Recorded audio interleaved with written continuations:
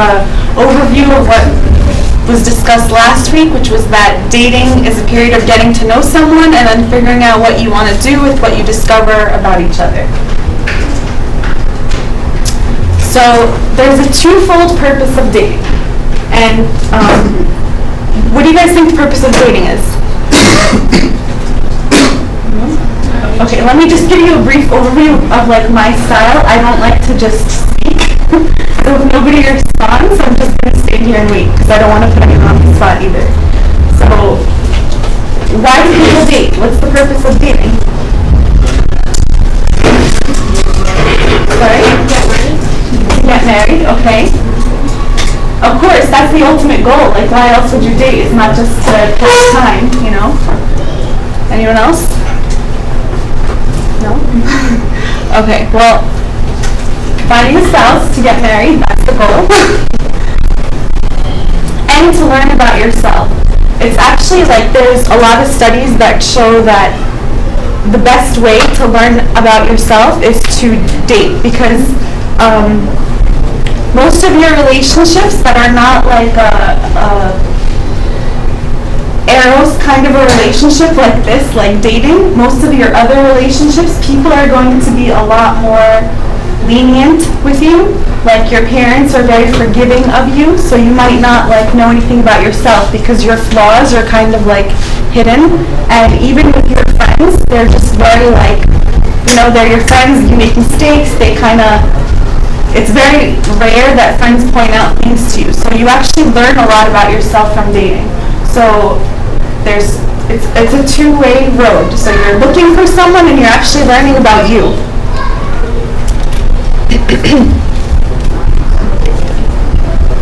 So there's many different variations of dating issues, successes, failures, but in the end it all comes down to your team.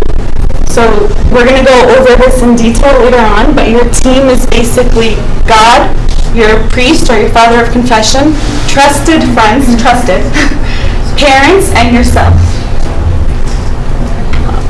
And then your internal monitor, so like your instincts, your feelings, your thoughts, your guts, like, you know that nudging feeling that you get that like something's wrong or something's right, that. And then courage, so your openness and your initiative, because obviously you can't date somebody if you're just sitting back and waiting for them to approach you. Guys, I'm talking to you. Well, yeah, it is the same for girls too. We'll go over that, but it's different for girls. Sorry? What? Okay, so last week we went over, or it was Sam? I don't know who they left. McCart, yeah. The 4 dating principles, which was, the first one was God does his part and you do yours, so God helps those who help themselves, right?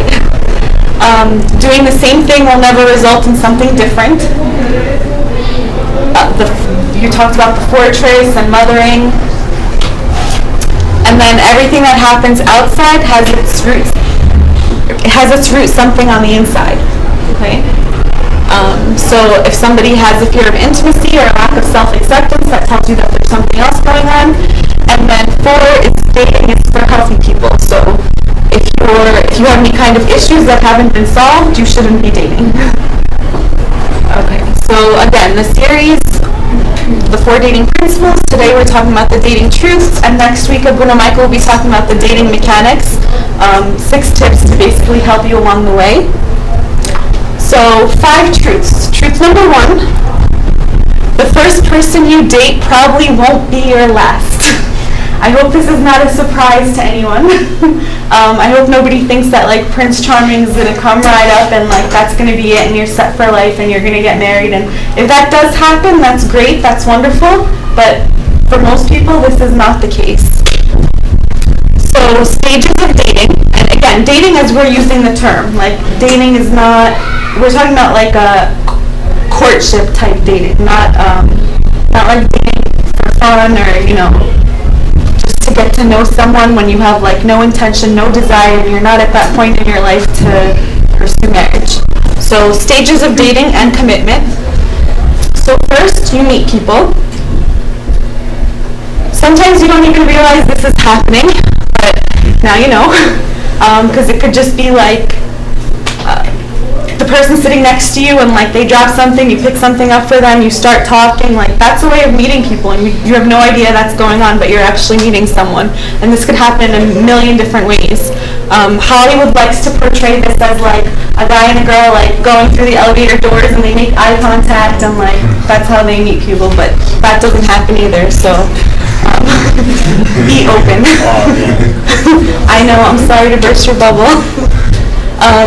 This step is too often skipped or takes too little time. So sometimes people are just like, jump the gun, you know, and like, again, that's another like Hollywood effect. And the point of meeting people is to have fun, like you as a person, for yourself, for your experiences. You know, not every, like, I know people who, when they're like at that point in their life when they're ready to date and like a guy or a girl meet, like instantaneously, the minute he says hello to her or she says hello to him, they're already thinking in their head like, oh my god, this is it, this is him, this is her. That's not how it should be. Like, just, you know, and don't only meet people just so that you could like, just because you think they're potential dating material or husband, wife material. It's good to have relationships outside of dating. So meeting people is a good thing, regardless of what the purpose of it is. And again, it's for learning purposes. You learn a lot from your relationships. Actually, because I have a daughter who's almost 2, and like I'm buying her all these like learning activities and these learning toys, and then like her pediatrician was like, stop buying her anything. She's going to learn the most from the relationships she builds with people, like from kids her own age, from her parents. So this is like in general, not just for dating. Like, this is how you learn. And it's interesting. So that's the first stage, is you meet someone, and then you get exclusive.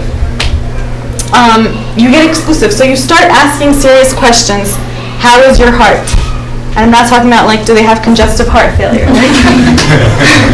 how is your heart? Are you ready to accept someone? Are they ready to accept someone? Do they have any of those issues that you talked about last week? How is their heart? Is their heart for Christ? Is their heart not for Christ? Like, that's a question you ask. How are things below the surface? So again, those issues. Are they ready for a relationship? Are they ready for a commitment? Are they just taking you for a ride? And how is his or her character and values? Character we're going to talk about, because that really needs to be defined, because it seems like character is like a place where people get lost, and it's like, oh, what's character? So how is his or her character and their values? And these are all very important questions. And then the last stage is the formal steps. So if not already done during this getting exclusive step, you should meet each other's families, because trust me, families play like a very important role in marriages. The families meet, and then you should go through pre-engagement counseling, in the engagement, and then premarital counseling. And just because you get to this step, like the pre-engagement counseling, doesn't mean you'll end up engaged and, you know, pre-marriage. Things might not work out in counseling. Like, you might go through all these stages and then get to this point and realize, like, this is not for you. Hopefully that won't be the case, but I mean, it's okay if it is. So, many areas where change is likely, okay? That's, again, keep an open mind as to what happens in dating in these stages. So, just a quick tip. Quality does not mean, it is not equal to the person. So, don't make the mistake of thinking someone with a specific quality is the only person with that quality. So if I see a guy who's like very like chivalrous, thank you, and you know, I'm like, oh, chivalry's dead, I'm never gonna find a guy like this again. You're not in love with that guy, you're in love with that quality. So don't think that that quality is only applied to that person. Like, there might be other people out there, and you have to be able to distinguish that. So again, this goes back to the learning process. So you meet someone, you like them for a specific quality, and you just learned that you like that quality because you didn't even know why what you like or what you're looking for. So you're learning. You see how you're learning about yourself? Oh, I like this. And you learn that through dating, through relationships, through meeting people. Okay. So that's truth number one. Truth number two is the movies never happen. Hollywood sucks. And the Bible says, beware lest anyone cheat you through philosophy and empty deceit, according to the tradition of men, according to the basic principles of the world, and not according to Christ. Okay? So, in the movies, sex and romance happen at the perfect time. Again, that's like the elevator scene, or like the guy just like rides up on a white horse, like that. I don't know if anyone ever saw that movie, Kate and Leopold. Like, that was total Hollywood. In real life, experts say that the best sex is planned and discussed beforehand. So this is like, and when you go through marriage counseling, like whoever's counseling you, whether it's like a Abuna or like another spiritual advisor, whoever it is, they discuss this with you, and like you have to talk about it beforehand, because this is like an emotional road trip, and if you get lost up in it, it could like be horrendous in the end. The majority of couple interactions is romantic in the movies. Everybody's happy, everything's wonderful. Couples should actually spend time discussing financial, familial, and emotional topics, because at the end of the day, these are the things that you're going to be like faced with. Like, after all that romance is gone and you're married and you're in that house together 24/7 or whatever it is that you work, and 8/7, that's a lot to take on. Marriage is not like a game. It's not fun. It's a responsibility. Like, I remember Tanious telling us this during like one of our marriage counseling sessions, me and Timur. He said marriage is a responsibility, and a lot of people just think that it's like oh, we're gonna get married and now I can hang out as late as I want without my parents telling me what time I need to be home, and without the phone calls, yada yada yada. But no, really, it's all about like finances and even who takes control of your spiritual life. There's a lot that goes into that. So don't think that like marriage is like about going out to dinner and hanging out with friends and now you're like a couple and you're part of this like cool group of couples, and that's not what it's about. Characters are always the same age each time you watch the movie. People age and change, and it's true, people do change. Like, you might, as long as your foundation is the same, but people do change. They mature, they grow, they have experiences in life that like change them. Things happen to them, so we have to be willing to adapt to those things. So in the movies, you see like a man sprinting to the airport runway and stopping the plane to propose or to say he's sorry. If this happened in real life, what would happen? What would happen if a guy just ran to the airport, past security, and like got down on one knee and like whatever? What would happen? What? Yeah, they would think he's a terrorist. Exactly. Homeland Security would stop him. So instead, in real life, people call or visit. Like, this is how the real world works. Don't be like girls. I know we all have this like want to be swept off our feet, which we should be to a certain extent, but like nobody's going to come running through an airport for you, and if he does, you're never going to see him again because he's going to be in jail. So like, have realistic expectations. Don't let the movies define you, and this is exactly what like this Bible verse says, is that don't let anyone cheat you through philosophy and empty deceit. Like, your definition of what dating, marriage should be the biblical definition of it. Because honestly, movies are just gonna like mess with your head. I'm not saying don't watch them, but like don't think that like they're just fantasy. They're for fun, and it's not how things are gonna work out for the most part.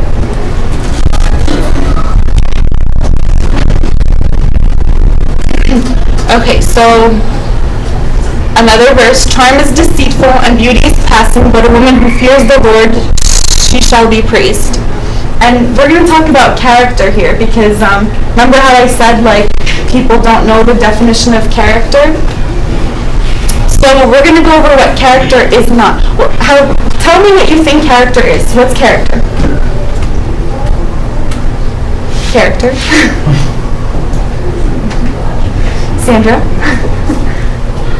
Like when I ask you to like describe someone's character, what would you say? No? He acts. How he acts, okay. Reacts. Reacts, okay. What else? Yeah. Personality. Personality, okay. Culture. Sorry? Culture. His culture. Culture. His Culture. Oh, sorry, I couldn't hear you. Culture, okay. Okay. Anything else? Is a group of features or traits that are unchangeable relatively. Okay, but what are those features that describe something? So if I asked you to describe your character, how would you describe yourself to me? All right. It's your resume, and you have to put down your character qualities. What are you going to put? Some of them are internal, some are external. So give me an example. Like I'm almost serious guy. I'm committed to what I do, dedicated. That's it. Okay, so let's see how this plays out. So these are the things character is not. It is not your physical appearance, okay? It is not your intellect, your charm, your humor, your achievements, your people skills, your accomplishments, talents, style, manners, status, degrees, career, tastes, spiritual appearance, economic standing, power, and fame. It is not these things. It is not your culture. Sorry. But and it's true, because this is like when I was thinking like, oh, what's someone's character? I was thinking like, I'm thinking like, if someone asked me to describe my character, yeah, I would say like, oh, I have my doctorate in pharmacy, and I work for a major pharmaceutical company, blah, blah, blah, and like, I'm going on, and it's like, really, these things don't define who I am as a person, even your spiritual appearance. So like, if someone is a deacon, that's not their character. And like, a lot of the times, I hate when girls say this. It's like, oh, you met a guy? Tell me about him. And they'll say like, oh, well, he goes to this church and he's a deacon. And like, right there, I'm like, stop. That means nothing to me. Like, he's a deacon, so what? I can get up there and put a tunya on. Does that mean anything about me? You know, like, not to undermine deacons, but you know, like, that doesn't really say anything about who you are as a person, like what your character is. Marianne, I have a question. Yes. Oh God. If that's in the topic, well, it's regarding the verse that you have here. Charm is deceitful and beauty is passing. I don't know to what extent that's true for us. Because as guys, I mean, practically speaking, like to be attracted to a girl. And a girl would like to be attracted to a guy. So how this works with this verse? To what extent beauty and charm is important based on this verse? Okay, let me rephrase. Just because these things are not character doesn't mean they're not important. Physical appearance, anyone will tell you, even a Buddha will tell you, you must be sexually attracted to a person to be dating them for marriage. You can't just like somebody who you think is not attractive. Not going to happen. It's going to be complete turn off. But this verse means that don't let the charm be the only thing that makes that decision for you. That's why we're saying that doesn't define character. So if that person is charming, if she's like Ra'iya or whatever the word is, right? Am I saying it right? Ra'iya? Okay.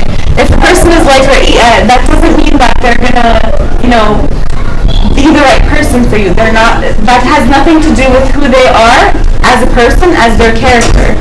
That's why it's deceitful, because I can appear to be one way, I can appear to be charming and funny and like fluffy, and then really not, and not have any qualities that are important, not have any qualities that are important for a long-term commitment. And beauty is passing though, because like, as we all know, nobody looks 25 forever.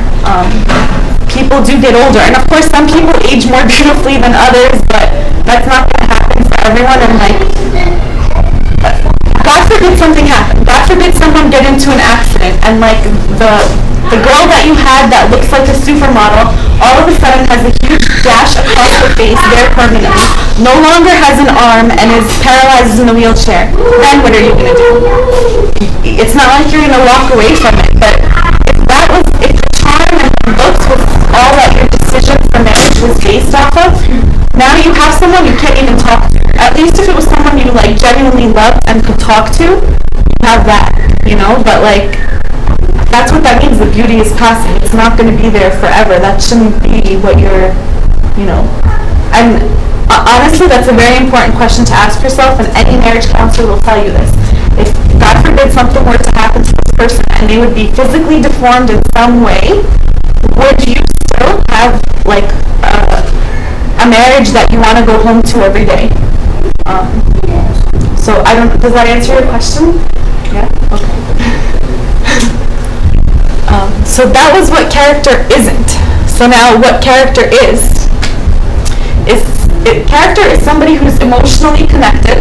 So somebody who empathetic, sympathetic, like kind of able to be on the same page with you emotionally. Someone who allows freedom and openness. A lot of times, like, I see relationships based on jealousy, like a guy telling, especially guys, like, girls do this too, but guys are more like, and he tells a girl, like, oh, you can't talk to this guy. That's not character. You're supposed to allow freedom and openness, and freedom and openness is somebody who's confident enough in themselves that they can trust others, because people who can't trust other people is because they can't trust themselves. So somebody who allows freedom and openness. Remember, jealousy falls under this. Someone who respects limits. So like no means no, especially like physical, sexual contact. No means no. Someone who can go your way, meaning someone who's not always like wanting to do what they want to do and then cry about it if they don't get that. Someone who has self-control and discipline.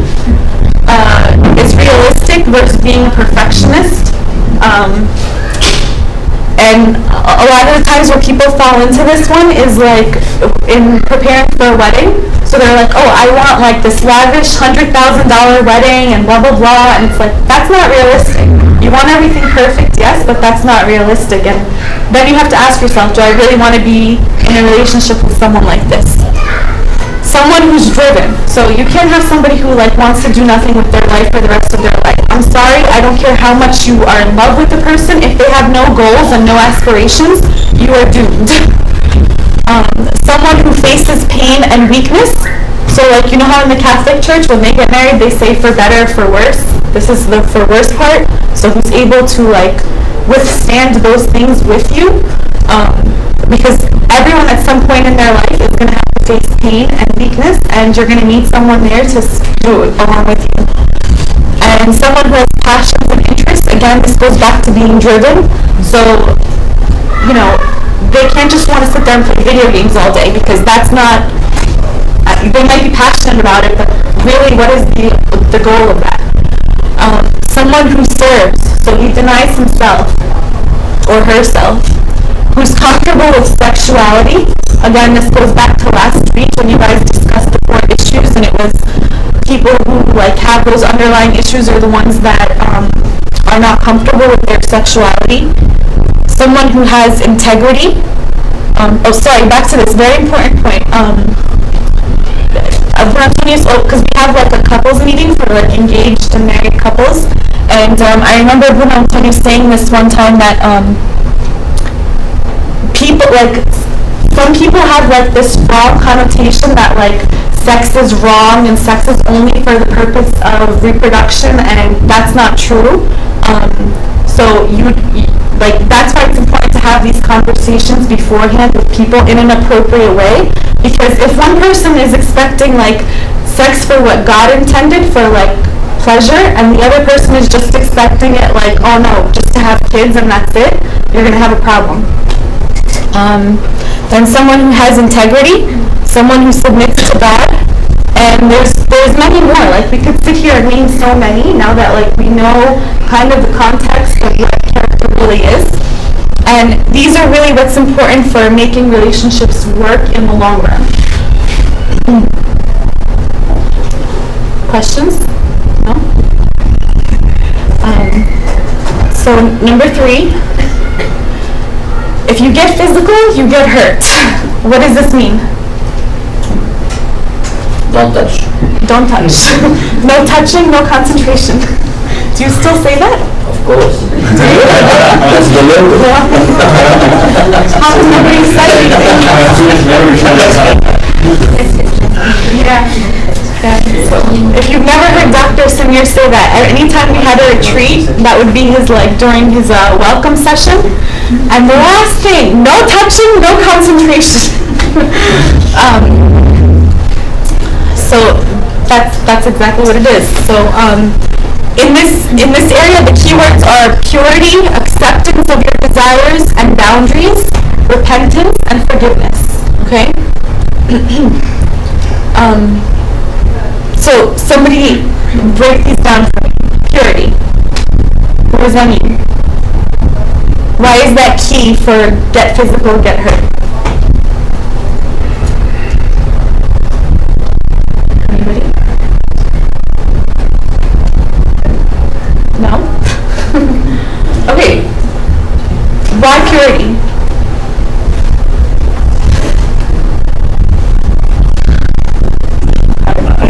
I think purity is important because purity does not just have a physical meaning. So even if you messed up physically with your body, purity is what it is. And God can always return you back to purity if you repent. So I would be really worried if we think that if we messed up in the past, we're doomed, then we're going to have a bad dating life and a bad everything. So God can return anyone into anything. Right. That's pretty much it. Makar nailed it. And then acceptance of your desires. What does that mean? This is important. This is very important. Acceptance of your desires. This goes back to what I was talking about with the, last slide. I'm giving you guys a hint. This, comfortable with sexuality. This goes back to that. So, anyone want to explain? Acceptance of your desires. Go ahead, Marianne. I think knowing that we have some desire is not bad. Don't act on it, but we have some desire. Exactly. Perfect. The mistake that most people make is they kind of push their desires aside. When I say push aside, I mean they don't even want to think about it. They don't want to acknowledge that it's there. That is a map for failure. You don't want to do that. You want to accept that you have these desires because God put these desires in you. But what Marianne said is important is that you don't act on it. But it's important to acknowledge it, and it's not wrong that you feel that way. It's wrong to act on it. And boundaries, so that's the acting on it part. And then repentance and forgiveness. And repentance goes back to what I was saying about the purity aspect. And forgiveness. You have to be able to forgive yourself, and you have to be able to forgive the other person. So sex and everything in between. God created sex, He commanded it, and He gave us a desire for it. So it can't be wrong. But God designed our sexual organs for pleasure and reproduction. God designed sex for marriage. So this is the but part to this. And a phrase we hear a lot is that sex outside of marriage is like fire outside of a fireplace. What is the fire outside of a fireplace going to do? Ravish everything in its way, not just burn. And that's really what sex outside of marriage is. These days, most sexual desires are not from God. And some kinds of sexual expression typically lead to further sexual expression. Guys, these references, if you want them, we have them in the end. They were actually very good. I read through them. They're very good. And sexuality is not the most important thing in life. Okay, so someone elaborate on number 5. What does that mean? Come on. have to know what this means. You're in college. It's not like I'm giving this lesson to middle school. Pull the teeth. Yeah. Come on, guys, wake up. So some kinds of sexual expression lead to further sexual expression. What does that mean? Okay, you know how they say like marijuana is the gateway drug? You've heard that before, I hope? Yeah? No? You guys don't know what drugs are? Where do you go to school? So they say like marijuana is the gateway drug. Same thing, they say kissing is the gateway to sex. Because it's not going to be just kissing. You know, it's going to go like beyond that. All it takes is like step by step. And then sexuality is not the most important thing in life. That's what we were talking about earlier with the beauty is passing. In the same way, I actually know someone who they went on their honeymoon, and when they came back like a month later, got into a car accident, and one of them was like paralyzed, could never have sex again.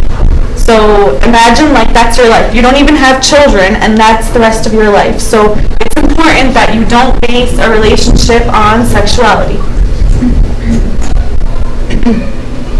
And acting out of lust prevents love, integration, and healing, and it guarantees relational problems. That's why they say like sex should be the last step of a relationship after you're married, like the very last step. All the other ground rules have been laid out. If you start off like physically, you're not going to get a chance to know anything about that person. You're not going to get a chance to integrate. It's like your mind is going to be all over the place. A sad but common story. Who wants to read for us? Because I'm parched. Anyone? Go ahead. Thank you, Michael. Jenny and Dave have been dating for a while. They were having fun, spending more and more time together, sharing more thoughts and feelings, and naturally feeling closer. They spent a lot of time together enjoying mutual interests like movies, sports, and spiritual activities. They felt like they were falling in love. Physically, they were becoming more affectionate also. Hugs were turning into kisses. They enjoyed the closeness, never thinking they would both get into trouble. But kisses were turning into more desires. They were both committed to their values of abstinence before marriage, so always before it got too heated, they would back off. They both felt comfortable with each other. Their relationship went along for a while like this, until one night they went too far. They had been lying on the floor watching videos and feeling very warm and close. Beginning with innocent affection, they moved on from there. Jenny felt as if it had not been almost without her. Her values about physical limits before marriage were strong, but that night her values seemed to be somewhere far away from her awareness as she got lost in the closeness with Dave. It was a little like a whirlwind inside her head, and she really wondered, in a way, how it had happened. Okay. So did everybody follow? So basically they were a couple who were like committed to abstinence, but again, they, like how we just said, like kissing is a gateway to sex. That's pretty much what happened.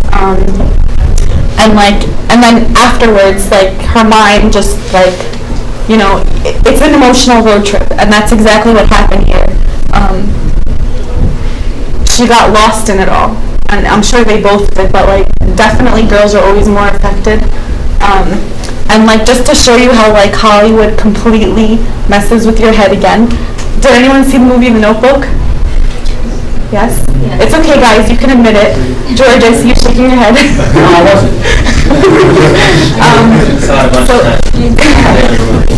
I love the part at the end. Yeah. So if you saw the movie The Notebook, there's like a very similar scene, but they make it seem like so normal, and like the guy is like talking her through it, and he's like, you know, being her best friend about it, and that's really not how it happens. Can someone give me like a biblical example of where this happened? Because this did happen. Dr. Samir. Proverbs 7. Yes, very good. My God, I wasn't looking for the exact chapter. Go ahead, tell us. Do you want to tell us? Someone else. Someone else. He gave you the verse. We spoke about this last Sunday, actually. Yes, Sandra got it. Yes, go ahead. I don't know the story, but I know that there was a guy, his name is... No. No, it's different. No, that's a different story. No, but she said it. The guy who raped his sister. That's not what I said. That's not. That's also okay. And that way you... Yeah, that's what I meant.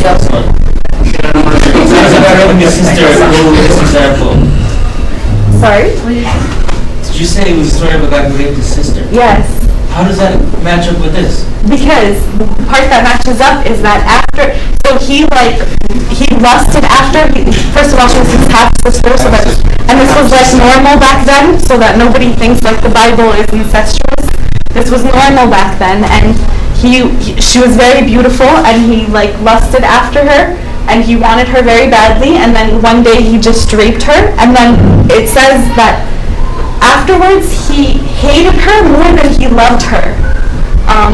So that just shows you like how this kind of like sex kind of screws with everything. It screws with your head, it screws with like, you know, your emotions, because how can somebody like just after that act immediately hate someone more than they love them? It doesn't make sense. First of all, if it was love, it doesn't change that quickly over to hate, so it shows you that it was lust. And it just proves that like, okay, you got what you wanted, and now what happened? You destroyed everything, and like this led to like destruction. Does that answer your question? No, yeah. I had a question. Oh yeah, because you said how is that similar to It was this? more like a statement. Oh. That's not like it's similar. But also, I mean, the story just ends after they have sex. It didn't say their relationship crashed and burned. No, it didn't say that your relationship might not crash and burn, but think of like the emotional whirlwind that it will take you on, especially like people who are like nowhere near getting married. So it's like now all of a sudden you're thinking in your head like, it depends on like the standards that you're building yourself up with. So if you're somebody who like only wanted to have sex with the person that you're married to, now this is something you have to worry about. Like, oh my God, what if we don't get married? Oh my God, what am I gonna do? You know, that's one thing. The second thing is, it takes your relationship to like a completely different level. Like,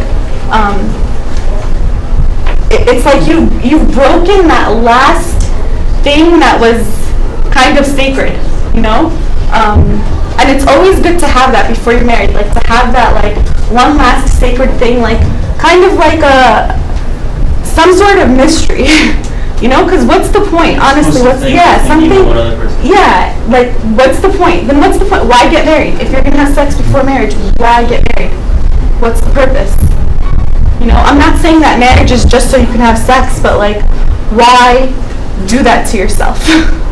You know, it takes you seriously on an emotional roller coaster, and I'm sure like some of you maybe have friends who've been through this or have seen this happen, and like, please don't volunteer any information, but From a biblical perspective, this is fornication. yes. I mean, it's a sin. From a biblical perspective, if you're talking about the Bible, this is a sin. It's like the same, well, why should I not lie, for example? Because it's a sin. You might get caught and you might not get caught. Whether you get caught or you don't get caught, it's a sin. It doesn't change the fact that it's a sin. So, if you get married, it's a sin because it's fornication. If you don't get married, it's a fornication, and sorry to say that, but it's gonna be like something that through honesty you have to report it to your possible future spouse. By honesty. I don't know about that, because Tanious in our couples meetings has said like everyone has their past, everyone has their history, and everyone comes with baggage, and it's either you accept it or you don't. You don't have to report it to them, but if you have another agreement with the person, that's completely different. But he's told us in the couples meetings, and you know, You what? I have to report. That can be a ground Can of, accept or not. well, anyway, that's not. I don't know. You were there. When the time you said you don't have to. Yeah. Honestly, it's case by case. Like that's an agreement. You don't report it, that can be a ground for annulment after that. Dr. Samir, 2013. Lying about it, being skeptical about it. Lying about it is different. You see, if You're you're gonna be asked. In this time and age, you're gonna be asked. No, but you don't have to answer, no. But this is from many fathers. So you're gonna lie? No, you don't lie. You say, I don't want to discuss this. Yeah. That's not. This is very important. But this is very important. This is why you have this conversation before you're married, so it doesn't lead to annulment or whatever. And like, go ahead. You don't have to say, right? But you don't have to say. But the guidance is that if it's going to matter to you to know about the other person, you should ask, before marriage. But the other person doesn't have to answer. And you have to think, what am I going to do if they don't answer? Exactly. Right? But you definitely cannot be deceptive about it. Right. And if it's really important for you and you want to get this straight before you get married, you should ask in the presence of a priest. Because you need to have a witness, right? Because you can't just say, oh, well, she lied to me or he lied to me later. But you don't have to answer. But if it matters to you, you should definitely ask. Yeah, and it's like this is where it gets like heavy duty, serious stuff. Like you're gonna have these conversations. That's why it's important that you have them beforehand and not after the fact. Michael. Sorry, Okay. he had his hand out. But if it's a healthy relationship, should it not matter what your companion, I guess, has done in their past? Can I say something? Wait, coming back. Wait, Makar, what do you mean healthy relationship? So if you're okay, if you're in courtship now and you're in the premarital stage, should you not be so close to that person that whatever they've done in their past, that it shouldn't matter to you at that point what they've done, so you should discuss it anyway.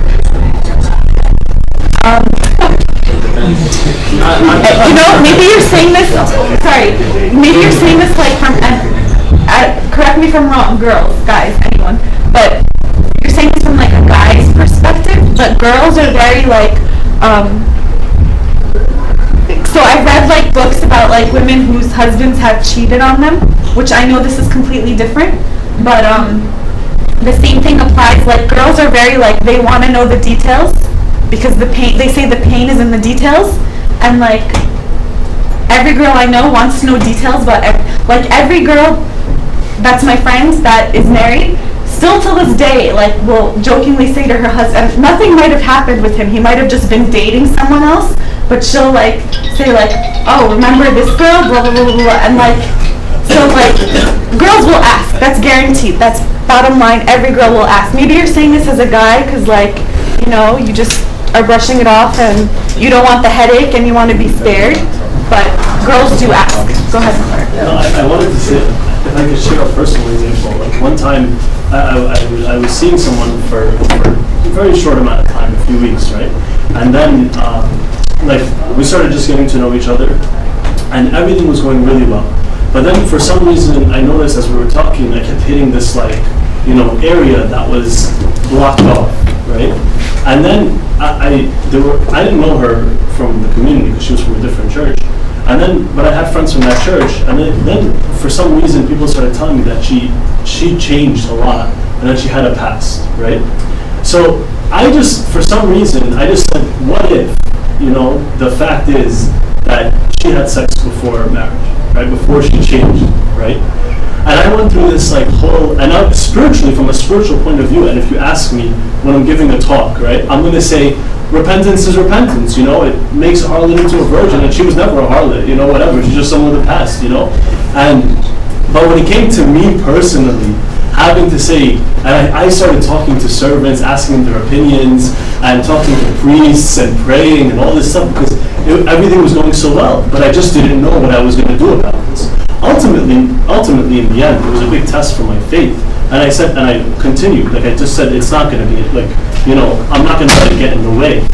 But if I didn't ask myself these questions, and again, from a spiritual point of view, I have one opinion. From thinking like, man, somebody touched her that way before, somebody did these things to her before, that was very hard for me to accept, you know? Especially because guys are very territorial, so we want, like, the person we're going out with to be, like, hours and hours alone. So it's a very difficult thing. It's a very, very difficult thing. I think it's going to be, I'm going to get to everyone, I promise. I think it's going to be very person by person. Culture plays a very important role in this because I feel like guys, and I'm not trying to offend anyone, I know everyone's like very modern and open-minded, but I feel like guys who are brought up in the US are a lot more like open-minded and forgiving, and again, that might be different depending on the household you were raised in, whereas like guys from Egypt are more like very strict on like certain rules, and I'm not saying one way is right or wrong, but like, you know. Mina? Oh, I was going to say, in today's society, it's more common for the guy to have done, like, millions of things, and then the girl, it's like if she does, like, a couple things compared to the guy, she's still considered the worst girl. That's culturally. But spiritually, they're the same. Right, exactly. Spiritually, it's the same. No, I'm saying, for a guy, like, it should be as equal. Like, I know a lot of people in their heads are like, no, if a girl does this, there's no shot. I know in our society we tend to give a guy a pass, and the girl, you know, she has to be perfect and she has to be this. That is true. We shouldn't be ruled by cultures. Yeah, We are ruled by the Bible. If That we would get be everything great. about That this would is be great, before we but- commit our life to Christ. I know. If we really commit our life to Christ, no culture rule, Yeah. no other things. Only the Bible is the ruler. That is true here, but like I feel like we are ruled by culture. Like as much as we, like Makar even said it, like it was a test of his faith, and like yes, I can stand up here and preach one thing, but I can think differently because of how I've been brought up, because of my household, because of my culture, and you have to be honest with yourself and say to yourself, and it's not saying that you're spiritually unhealthy if you can't live with someone who has a sexual past, but you have to be honest with yourself and say, can I live with this person? Can I go forward with this person? Is their past going to resurrect every time we have an argument, every time we have a fight? So every time you have a fight with that person, is that going to come up, and is that going to be your like, oh, well, you have a sexual past every time you have a fight with them? Because that's honestly what happens. Like I've seen this in like people's relationships. It's one thing, it doesn't even have to be their sexual past, but it's one thing that's like weighing down the other person so much because they thought they could handle it, but really they couldn't, and it keeps coming up every time there's an argument. It's like back to square That's a one. sign of a lack of faith. Right, but you have to be honest We with believe in yourself. Jesus Christ, But a lack of that He faith could is change anything No, no. no, wait, it's not, and no limit. no, it's not a sign. It's not a If sign. we really believe in Jesus. It's not a sign of lack of faith. It's like Yeah. it's you think that these things are positive, like you can deal with them. Yeah. But when you're faced with like thoughts and thinking and like putting pictures in your head and wow, she definitely did this and all this stuff. I know many guys who have been driven crazy thinking that they could deal with a girl's past and they And they couldn't. can't. Just Yeah. because these things like they do want their girl to be just their girl. So yeah, don't commit. Guys, we have a Q&A in 2 weeks, so please keep the questions, write them down, email them to Ma'ar. It's 10 o'clock. We have to wrap up in 5 minutes, and we are in truth number 3. So we have 2 truths to go through in 5 minutes. No way. So what you'll discover in some guidelines, by saying no, you'll discover does the other person want you for you or just for sex? Because if they want you for you, then no is an acceptable answer. Is he or she capable of the other aspects of relating and intimacy, or has this person avoided developing those just by having sex? So sometimes people use sex as like a cover, and they don't have to get to know you on like an emotional level. Is the person carrying around a lot of baggage inside that has never been healed? So again, back to last week's 4 issues. And can this person delay gratification? Because trust me, you don't want somebody who wants instantaneous gratification. Does the person have the ability to submit to God? Because again, this is a sin. So do they have the ability to submit to God rather than to their own will? So, and again, we went over this. What about everything else? Holding hands, kissing, cuddling, petting, masturbating alone, gateway to sex, pretty much. Bottom line, they're all just like a step up the ladder or down. So the point is, accept that you will have good and bad sexual desires. And don't wait until something happens to set boundaries. Set them early on. And keep your eyes on the goal, which is purity.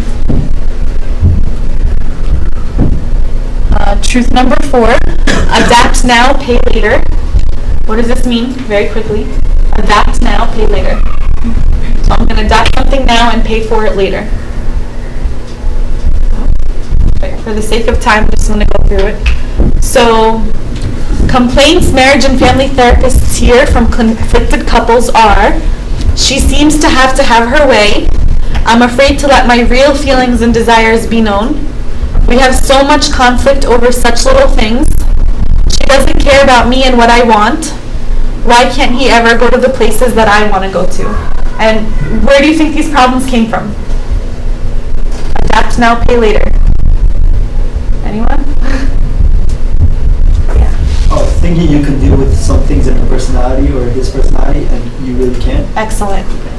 So how this starts is trying to get to someone to like you by not disagreeing with him, making a false impression instead of a good impression, not being yourself, being afraid to speak up, and pursuing self-denial before pursuing self-awareness, which is what you were talking about.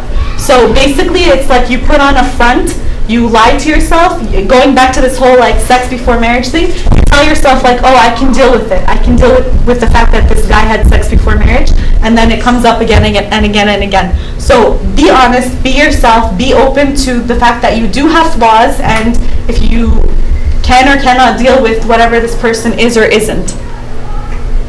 The solution, be yourself from the beginning, nip it in the bud, don't confront on everything, but confront on important things. Okay?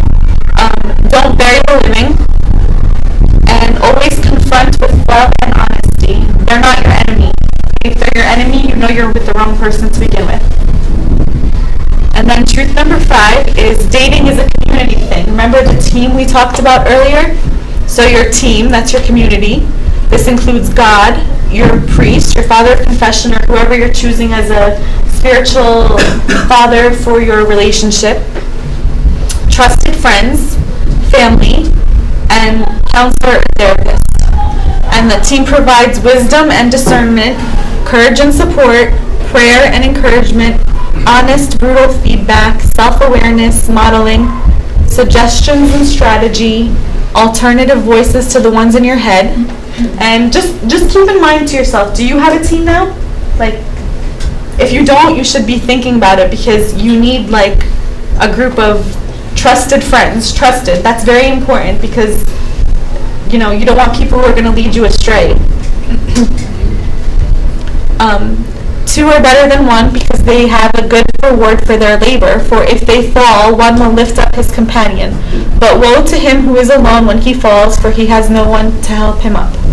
Okay, so that's why it's important to have a team, you know, someone to lean back on. So, in conclusion, remember the principles, be active, change your patterns, check yourself, resolve serious issues before dating, and then from this week, accept the truths, which are lots of trial and error. Don't rush into being exclusive. Take your time. Actually, if you read this book by Pope Shenouda, it's called Diabolic Wars. I don't know if anyone's ever read it, but time is actually one of the devil's tactics. So he makes you feel like pressed for time, so you just like rush into something. Okay? Just remember that. Don't aim for the movies. Your life is not Hollywood. Protect your purity. God can fix anything. be yourself and nip it in the bud and roll deep. Okay? So next week we're talking about the dating mechanics, the 6 tips to help you along the way. Questions?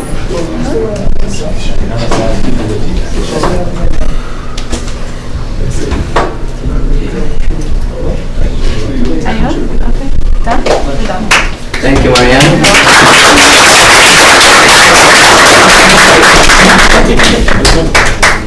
مش فاهم انا ايه اللي ما بتفهموش في الكلام اللي انا بقوله. What do you mean? Okay. Guys, after Abuna Michael, we're gonna have a session that's gonna only be Q&A. So please, if you have any questions, because واضح إنه يعني the topic and the material is very long, so we don't have enough. I think you should have questions, and I think يعني you should address these questions. So please write it down, whether handwritten, give it to Mahar, or email, or text, whatever questions you have, and inshallah we're gonna answer it after يعني in 2 weeks. We have a couple of announcements.